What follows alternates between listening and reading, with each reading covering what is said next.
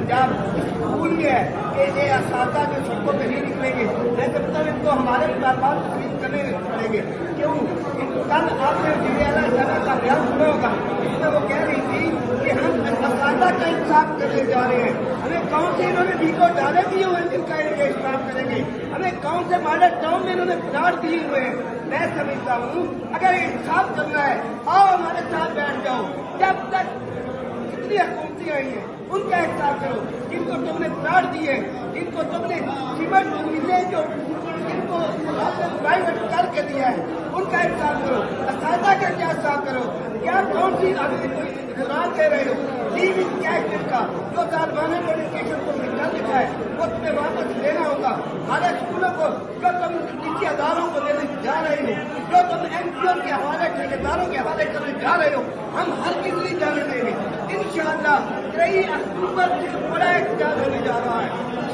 हम इंशाअल्लाह 26 को लाहौर आ रहे हैं।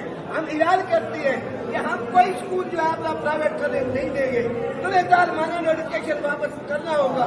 तुम्हें SSC और NGO को करना पड़ा। हमारे मुतालबात कोई तस्लीम किए गए, अगर नहीं करेंगे तो पूरे पंजाब को हम बंद करके रख देंगे। फिर पता चलेगा कि तुम्हारे दफातर बंद होंगे, तुम्हारे स्कूल बंद होंगे। क्या कोई तालीम जो है वो मुकाऊ चीज है? क्या तालीम जो है वो ठेकेदारों के हवाले की जाती है?